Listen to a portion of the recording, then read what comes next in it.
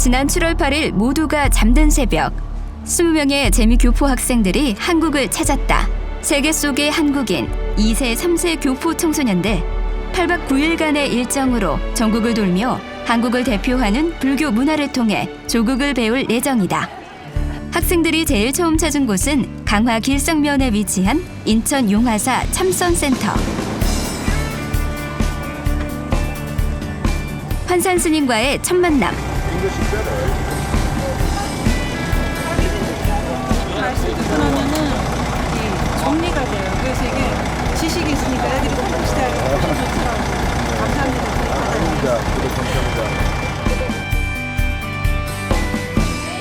여름 방학 특집으로 마련된 환산스님과 함께 영어로 배우는 참선, 지금 시작합니다.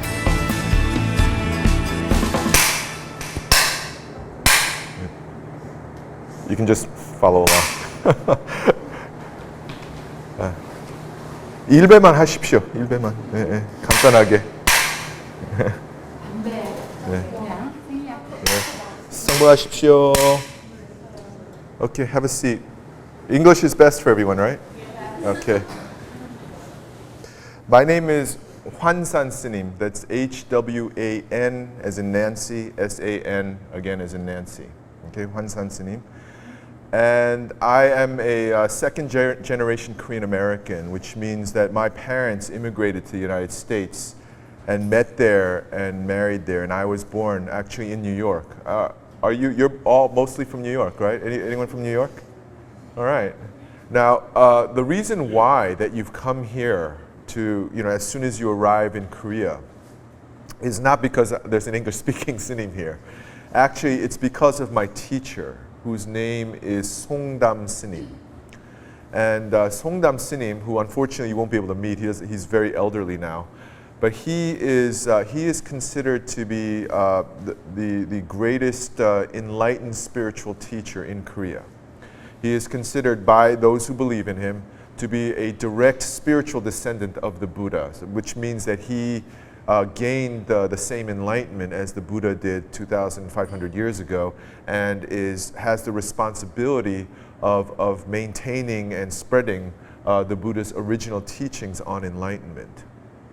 So the Sinims who run this program and who will be doing all this hard work guiding you around Korea, I met them about 3 years ago, and they approached me, not because I speak English, but because I was a disciple of Songdam Sinim, and they said, well, when the Korean American students come, we really want them to be exposed first to the true teachings of an enlightened master. So this is why your first stopping point is here. And then as luck would have it, or as karma would have it, to use Buddhist language, I also speak English, and I'm actually quite similar to all of you in my personal background.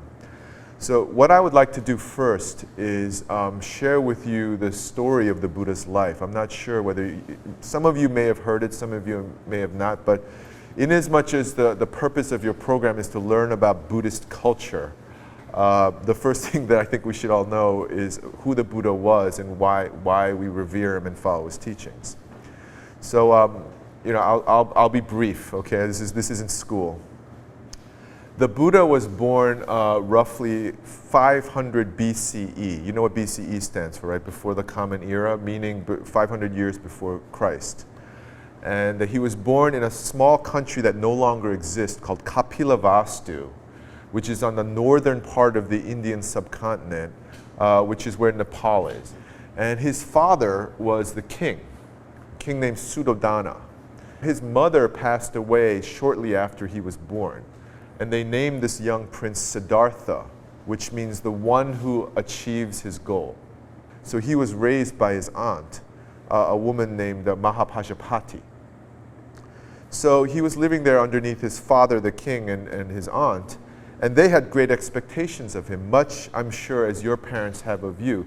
Just as your parents probably, if you have Korean blood, probably are putting pressure on you to go to a really good college and get a really good job and make lots of money. He was having that same pressure too.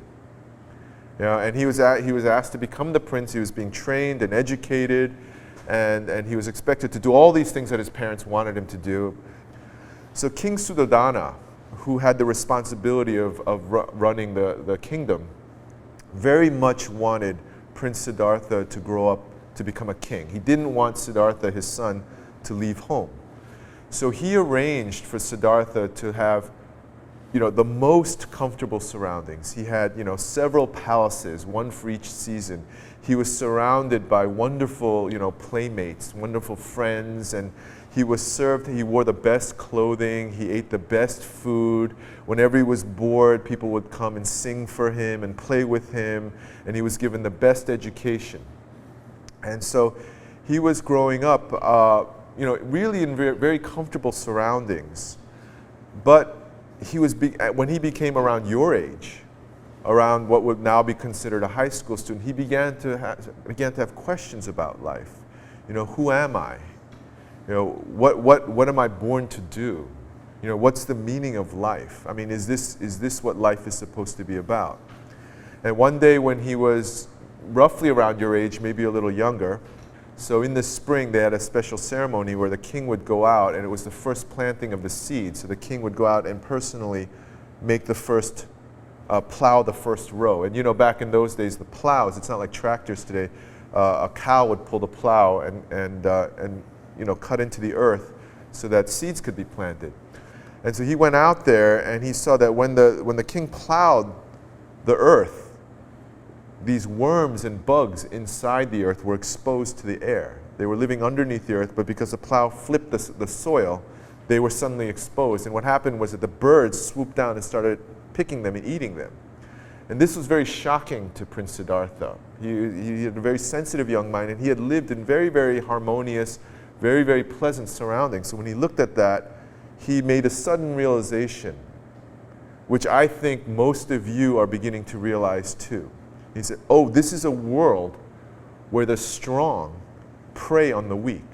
This is a world where the strong can do what they want to the weak. And then this gave him a lot of anxiety and stress. He's like, well, I don't want to be weak and therefore be picked on by the strong.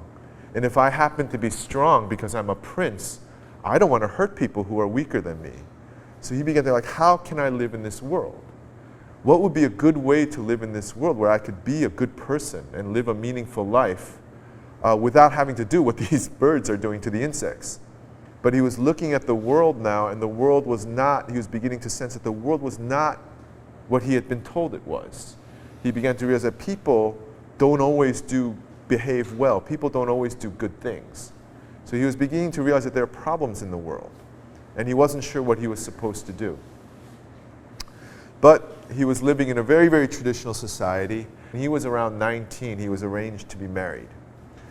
His father noticed that he was kind of stressing out and always kind of tormented and worrying about things. So he thought, well, maybe if I get him married to a beautiful young princess and they live together, maybe he'll be happy. So they arranged for Siddhartha to be married. He married Princess Yashodhara, is her name. But in his heart, he was still very troubled about how will I live my life? How can I find true happiness in this world? How can I be a really good person in this world? And one day, he realized, I've been living in this palace, never seeing the rest of the world. So I want to see the rest of the world. And he went to his father and said, I would like to go out and see the world. And so his father denied him permission. There are different versions of the story, but in the version I'm telling you, his father denied him permission, so he decided, all right, I'm going to go out in secret. So he got together with his version of a driver, of a chauffeur, because he's a king. This guy's name was Chana. So they went out of one of the palace gates, and they go into the city, and it's just totally different than the inside of his palace. And he sees something that he's never seen before. He sees this person bent over, wrinkled, trembling, kind of, very weak looking, doesn't look very happy. He's never seen this before because he's always been surrounded by very beautiful young companions. So he says to Chana, his charioteer, he says, what is that? And Chana says, well, that's an old person. And he says, what's wrong with him? And he says, nothing's wrong with him. This is just what happens to us. We grow old. And so Siddhartha, who was like all of you, very young and very attractive and healthy, So he says, well, is this going to happen to me too? And Channa said, yeah, even though you're prince, even though you're very rich and powerful and handsome and very smart and healthy, this is going to happen to you. So Siddhartha says, I don't want to see anymore. And he went back into the palace. And that night he couldn't sleep. And then after a while he wanted to go out again. So he went out again. Again he ran out with Channa as charioteer. And this time he saw someone whose body was covered in sores and who was bleeding and there was pus coming out. And he was acting kind of crazy. And he said, what is that? And he says, that's a sick person. Channa told him, that's a sick, what's that? He said, what's wrong with him? He's sick, he has a disease. And well, why did that happen? He says, well, when you get older, your body gets weaker and it can't defend itself and then you get sick. And so again, Siddhartha asked, is that going to happen to me too? And he says, yes, even though you're young and healthy now, even though you eat good foods and exercise all the time, one day you will get sick and there's nothing you can do about it. So again, Siddhartha was very, very troubled. And he went home and he again lost another night of sleep. So then on the third occasion, they again went out. And they went out and they happened to see a funeral procession. And in India in those days, because they cremated the body was exposed. It was just they were carrying a carriage and on it was firewood and on top of that was the corpse wrapped up. But you could see like a hand sticking out and the face under the bandages. And so, you know, he was completely terrified. He says, what is that? You're not going to tell me that that's a human being. And Channa said, no, that actually is a person. And so Siddhartha said, well, what happened to him? And Channa said, well, he's dead. He died. And Siddhartha said, well, does that happen to me too? Will that happen to me? And Channa said, yeah. Whether you're old or young, whether you're rich or poor, healthy or unhealthy, educated or not educated, one day, sooner or later, people die. So Siddhartha goes home, and he is really upset now. He doesn't want to. He can't eat. He can't sleep. He doesn't want to study anymore. He doesn't. So, he's been told that no matter how much he studies, no matter how smart he becomes, no matter how great a king he becomes, there's just nothing he can do about getting old, getting sick, and finally dying. So he's completely stressed. He doesn't know what to do, and so he calls up Channa and says, you know what, I can't stand it in here anymore. Let's go out one more time. Let's just go out and hang out, because I don't know what to do, And so they go out again.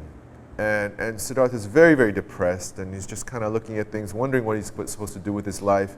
And then he sees, again, something he's never seen before. He sees a man dressed in rags, carrying a bowl. He looks poor, but he doesn't act poor. He doesn't look sick. He doesn't look upset. He looks very calm, even though he's the exact opposite of Siddhartha. And he senses this guy is different than other guys. So he looks at Channa and he says, who is that? What is that? And Channa says, that's a samana. Now, samana means a wandering spiritual practitioner, which is how meditators lived in ancient India 2,500 years ago. In those days, because the climate was okay, you could just leave home, wear rags, and they just meditate and do yoga and practice, and they beg for their food. That's called alms begging, which was a tradition in India. You go to houses, and because Indians of that time respected spiritual practitioners, if a spiritual practitioner appeared at their door, they shared their food with them. And the understanding was that the normal people would support these practitioners. And if these practitioners gained enlightenment and gained wisdom about how to live a good life, they were expected to teach normal people.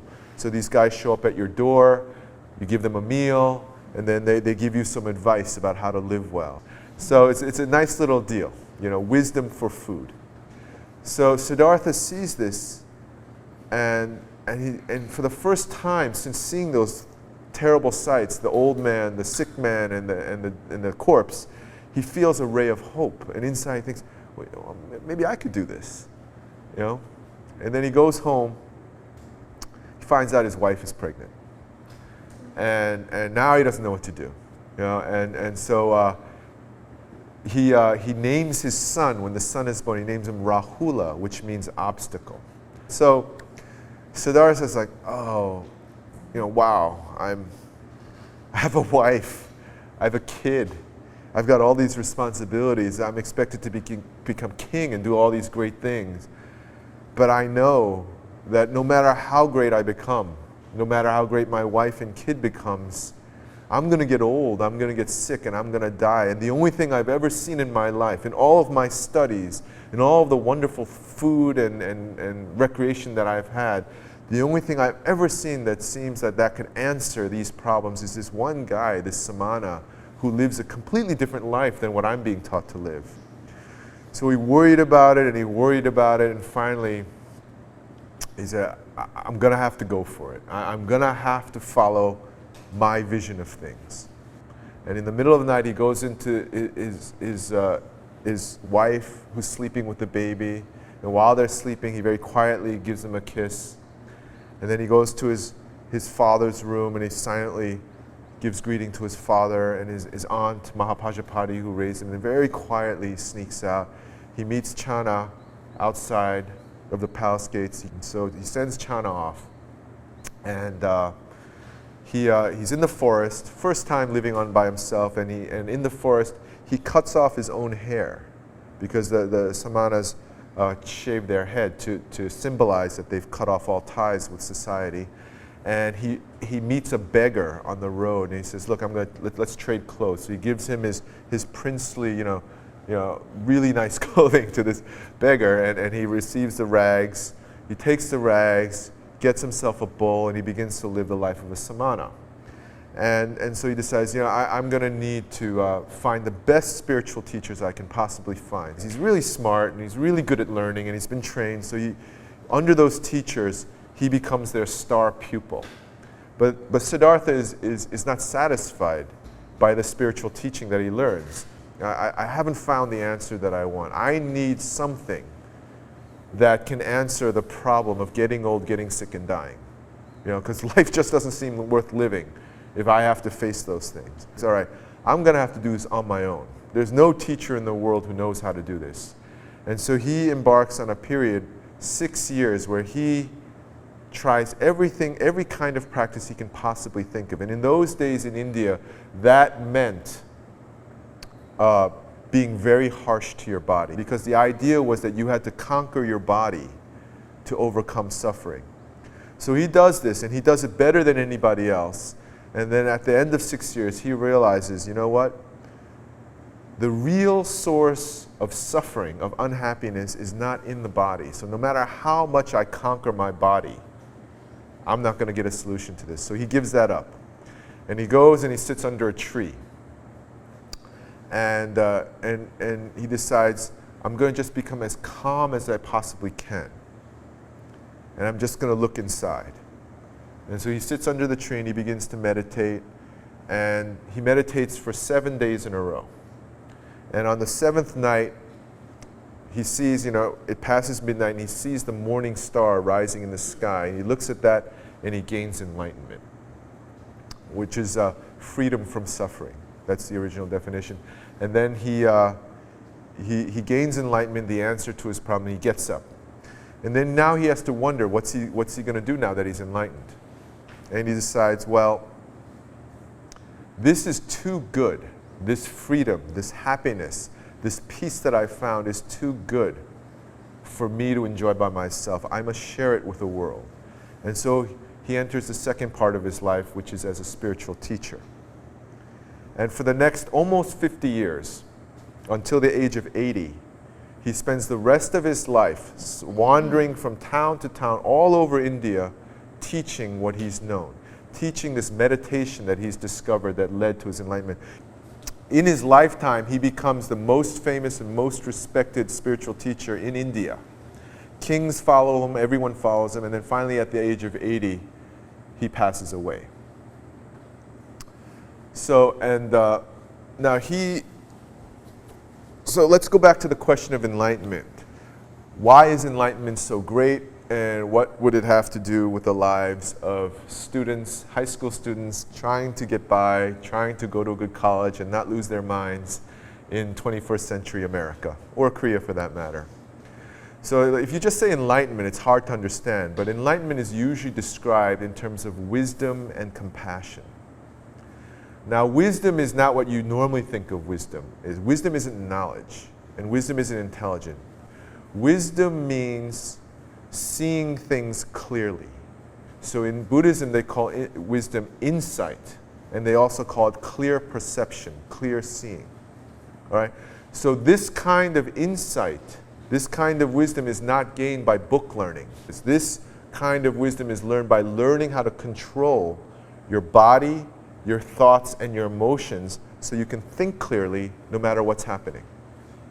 And when you can get to that point of being very, very clear-headed no matter what's happening, no matter how upset you are, no matter whether you have midterms or finals the next day, whether the teacher's getting on your nerves, whether your parents are getting on your nerves, whether someone in school you have a bad relationship with, if you can stay clear-headed, then you will know what to do, and that's why it's helpful.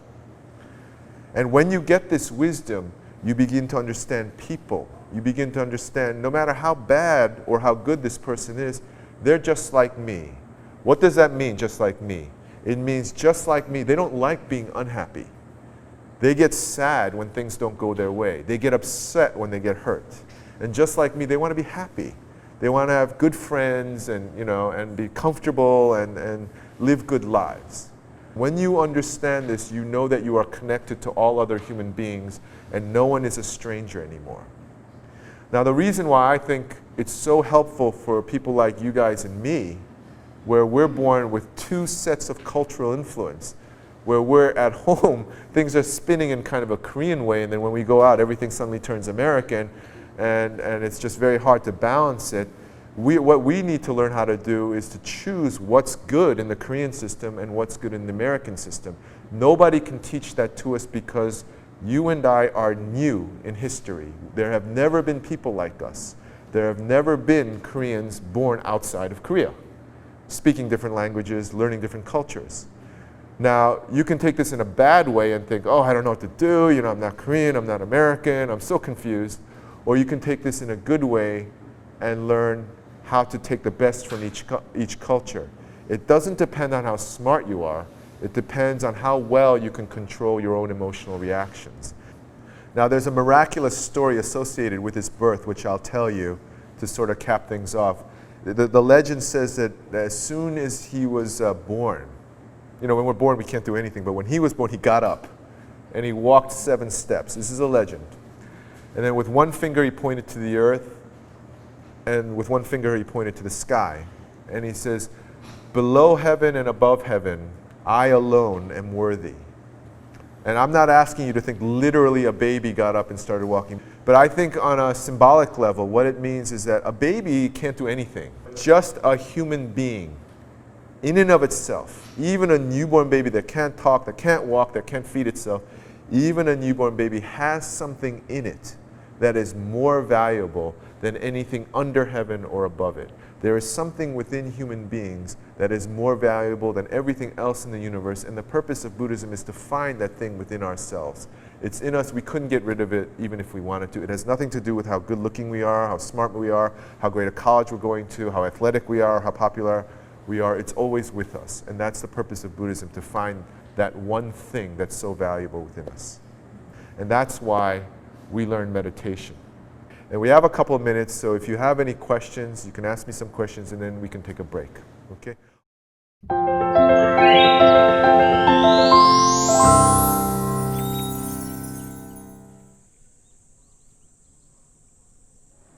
Asked a very good question. Whatever happened to Siddhartha's wife and baby after he left? So I'll tell you the end of that story is after Siddhartha became enlightened and became the Buddha, one of the first things he did was he went back to his hometown and he taught his father and his aunt Mahapajapati and his wife Yashodhara and his son Rahula. Mahapajapati's aunt became the first female monastic in Buddhist history, and his son also became a monastic, a Buddhist monk like the Buddha, and his wife also became a practitioner. So there's a happy ending. All of them learned and benefited from the Buddhist teaching in spite of his leaving when he was young. Now, broadly speaking, I think in the various religions across the world, like Hinduism and Taoism and Confucianism, and then in the West there's Christianity and Islam and Judaism. You can say basically there are two basic kinds of religious leader. And the first kind I'll call a prophet.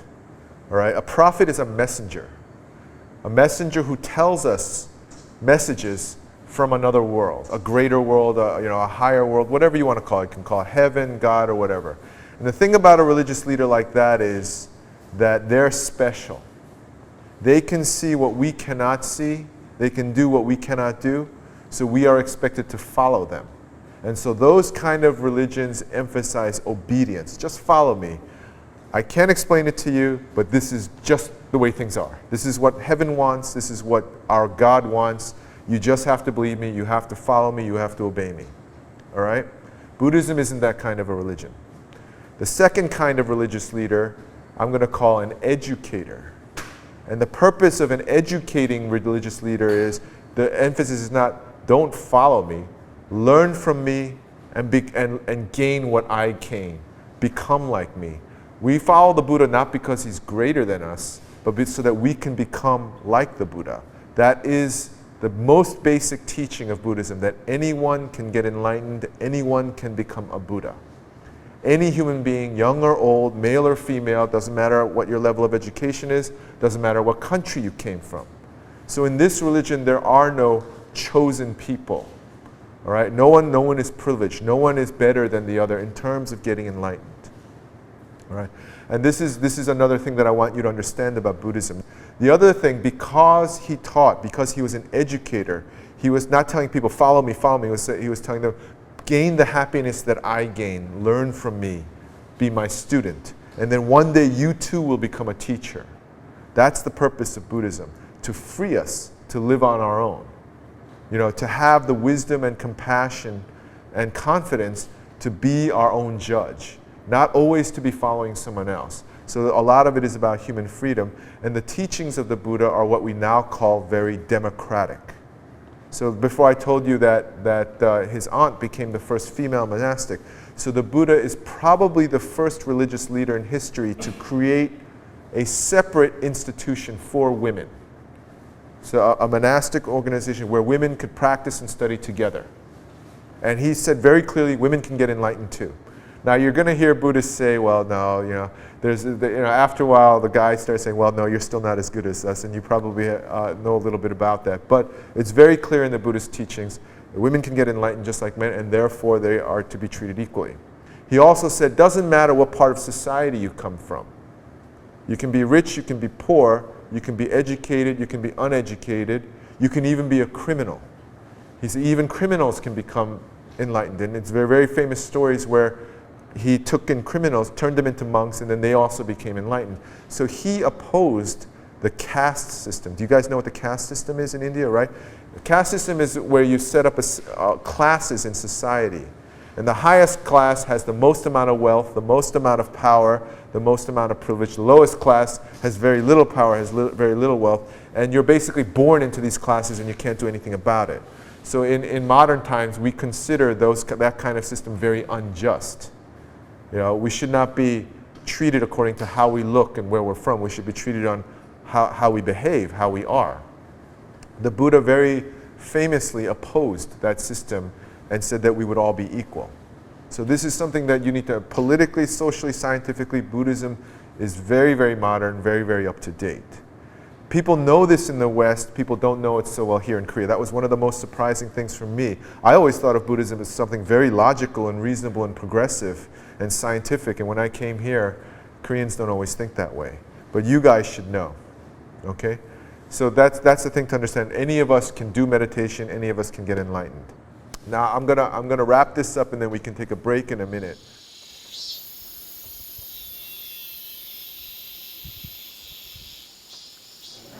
It's actually a very familiar story to me because I'm like I said, I like to think I'm a pretty spiritual person. I'm really interested in the Eastern religions, like Buddhism, Hinduism, Taoism, like personally, I'm a Buddhist. Yeah, I am. Yeah, I've tried it. I've read some meditation techniques, like I in my free time I search up stuff, you know. So like I've heard like different meditation techniques, but I haven't really like done it anything hardcore. All right, so are we all here? Enlightened. So meditation. Why meditate if I'm not a monk and I don't live in a monastery and the purpose of my life is not enlightenment? What happens, what should I do when my emotions are just out of control? I'm really angry, or I'm really, really stressed, or I'm really worried about something, or someone said something really mean to me and now I'm so hurt. Or maybe I don't, I feel like my friends don't understand me and my family doesn't understand, so I just feel really lonely. What specifically should I do? When you were all kids, people taught you how to tie shoelaces. So we know how to tie shoelaces. It's very simple once you know how. You know you should brush your teeth. You know how to put on your clothes. You know how to go to school. You probably all know how to use computers. Every single thing you learn by learning a method, a system, or a procedure. But when it comes to our hearts, the thing that bothers us the most, no one teaches us anything about how to do it. They say, oh, you'll get over it, or take a walk, or watch a movie, or have something to eat, or talk to a good friend. It's very vague. Everything else is scientific and systematic. This one thing that bothers us the most, it becomes very big. That's what Buddhism is about. And in Buddhism, the formal language is how to overcome suffering. The problem is always emotion. You want to go talk to somebody, but it's just so shy. It's so hard to get. It's the emotion that's stopping you, not your looks, not your talent, not how smart you are. On a test, the really hard thing about tests like the SAT and stuff like that is not the test itself, it's that you have to do it in such a short time, and while you're doing it, you're just so nervous. So you get really upset if there's a problem that you can't solve, and that being upset makes you waste time. When you're dealing, with unpleasant people, let's say a bully or something, yeah, it's frightening, but the really hard part is the fear, not the person themselves. If you could just be calm, you would know what to say, what to do. But it's so hard to be calm when you're really, really upset. So that's what the whole meditative system is about: how to be calm. What to do when you get upset about something. Meditation is not something that you do separately, like lifting weights or something, or playing a computer game. It's what you do when something happens, right then and there. Okay? It's a system of response. So this is how it goes. There are 3 parts to meditation, and the first is posture. So the classic position is like this. So let's go through it. You put your one foot in like this, and if you can, you put your foot up here like this. And I'll just tell you why you do it. It's not that this position is magical or mystical or something. It's very logical. When you sit like this, you create a nice wide base, and that gives you stability. But your spine is erect. Your spine is upright, and that keeps you focused. So you get to be stable and focused at the same time. You take your right hand, palm up, place it against your lower belly, drop it, put your left hand on top, and let your 2 thumb tips meet each other. Tuck your chin in slightly, and you should have a nice straight line from the top of your head to your tailbone. And that is the most important line when you get upset. Because the way our bodies are built, the way our nervous systems are built, is if our spine is very straight and upright, we become very clear-headed, very alert. It's like hitting the restart button on a computer. You just reboot. All 2-legged animals are built like that. So if you watch like Animal Kingdom or something, is Animal Kingdom still on? If you watch something like that, you see the monkey, the gorillas, eating insects in the grass, and then there's a leopard appears, and then they all straighten up. The first thing they do is straighten up. They straighten up because there's a problem, and they need to be clear-headed to respond to the problem. They need to know, do I have to run, or can I go back to eating? So they straighten up. It is a built-in system into our bodies. It's biological, it's science. So when you're upset, straighten up. It won't get rid of the emotion, but your head will clear a little bit, right? So that's the most important thing. So even if you can't do this position, if you're in an argument, If someone said something to you and you're like, I can't believe they just said that to me, straighten up. Right? So that's the first thing that you want to remember from this, if you remember nothing else. The second element of meditation is breathing. Breathing is super important because it is very, very connected to our emotions. When our emotions change, the first thing that changes in our bodies is our respiratory system. That means our heart and our lungs. Our breathing pattern changes. So when someone jumps out and yells at you and surprises you, you go like that. Your breathing changes. When you get depressed, you go, you sigh. Your breathing changes. When you get mad, you start breathing very rough. When you get scared, you breathe very shallow. You know? When you're bored, you yawn to get more air. Breathing is always changing. Your breathing shows what emotion you're in. Now the great thing about our physical system is that if our mind affects our breathing, the opposite is true. Our breathing affects our mind. What does that mean? By changing the way I breathe, I can change the way I feel. So the first thing I want to teach you is called preparation breathing. It's to prepare for meditation. You're going to inhale through your nose and completely fill your chest. Then you hold your breath like that for a few seconds until it feels a little uncomfortable. Then you exhale completely through your mouth. Okay, let's do it together. So inhale. Really fill your chest. Hold. And then exhale. It makes you focus on your breathing, and by breathing like this, you're allowing the emotion to pass by. You're not obsessing over your emotion. So this is the second big thing that I want to tell you, is that when you get really upset, do this breathing. And then we go into the main meditation breathing form. And this is called belly breathing, okay? Because it feels like you're breathing with your belly. And as you inhale, you just push your lower belly out as if the air is going into your stomach. It's not really going into your stomach, but it feels like it is. So you push your belly out, and your belly should feel like it's 80% full, and then you stop. You hold like that for 2 to 3 seconds, and then when you exhale out your nose again, and you pull in your lower belly as if you're squeezing the air out of your belly. Okay, shall we try it? So breathe in and push your belly out. Hold. And then as you breathe out through your nose, pull your lower belly in. Scientifically, this is the most efficient form of breathing that we have. When you breathe like this, what it does is it makes you use your full lung capacity, which means every time you breathe in, you're breathing in more oxygen. Every time you breathe out, you're breathing out more carbon dioxide, and your brain lives off of oxygen. So literally, this breathing makes you smarter in that moment. You try it and you'll know it. And just as an aside, I've actually used this when I had to take the GRE, which is a test that you take for graduate school. I used it because I used to have a problem with nervousness during standardized tests. And I think that through this, I actually got the highest scores that I ever did on a standardized test and was able to go to graduate school for a while. And then the third part of meditation is thinking. What do we think about? And we're going to, the air conditioner, right? We're going to think about a very special question during meditation, okay? And we're going to do it with our breathing. We're going to do the belly breathing, breathe in, hold, and breathe out. And when we breathe out, we're going to ask ourselves a question in Korean, which is 이 무엇고. 이 무엇고. In English spelling, it would be YIMWOTGO. And it means that it's an abbreviation, and what it means is 이것이 무엇인고. What is this? And it's a question that you ask yourself. What is this that directs my body?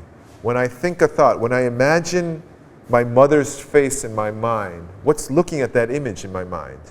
When I have an emotion, I'm so angry, what's feeling the emotion? When I'm sad, what's feeling the sadness? When someone calls my name, almost instantly, we turn around and say, who called my name? You know, you respond. What's recognizing that sound of my name? That thing, literally in some Buddhism, it's called the thing, is what we're trying to get enlightened to. And we're trying to ask that question to ourselves. 이것이 무엇인고, 이 무엇고, what is this? What is this thing that I call me? If we if we had an autopsy, if we put our body inside an MRI, all we would find is flesh and blood and just physical tissue. But there's something inside of me that recognizes these things. Okay? You just want to ask yourself this question and create what's called the state of questioning. It's also called the state of doubt. And this state of doubt is the heart of meditation.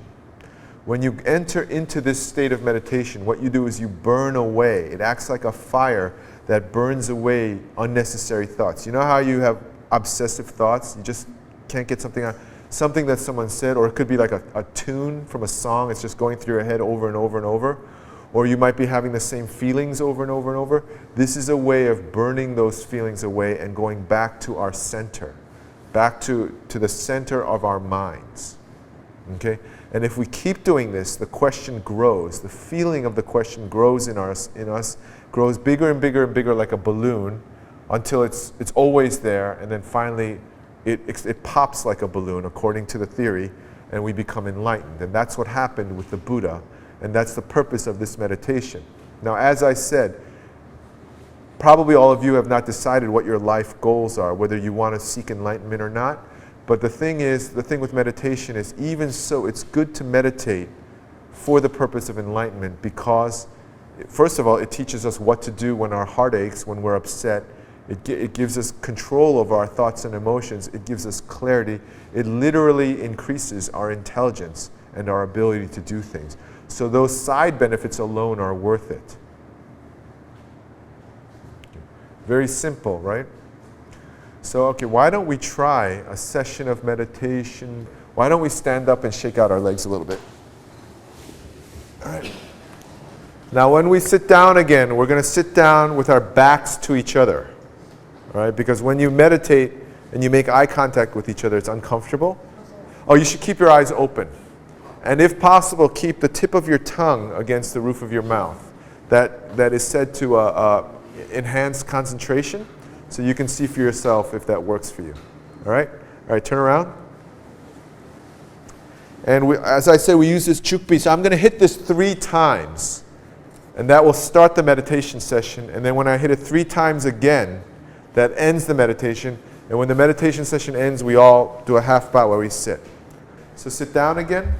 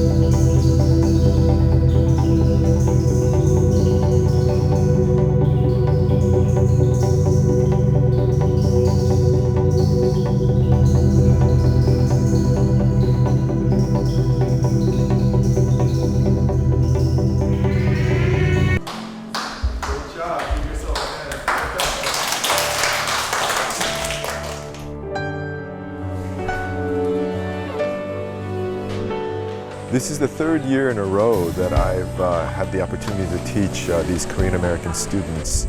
And each time it's really a wonderful experience for me. I feel a really strong sense of kinship with them. And in that respect, I hope that by learning meditation, that they can learn to regulate their emotions and have a more positive experience of their school and home life, and generally speaking, have a better time of growing up. But on the next level, I hope that they can find something in Buddhism that connects with their life, and that they can find a deeper and greater appreciation of Buddhism. And finally, I hope that through this experience that they can also find a connection with our ancestral homeland, Korea. Because for young Korean American students, the question of identity, of who they are and where they belong in this world is such a powerful and difficult question for them. So I hope that that's helpful too. when they go, I do hope that they'll remember how to meditate, and hopefully they'll be able to use it in their personal and school lives.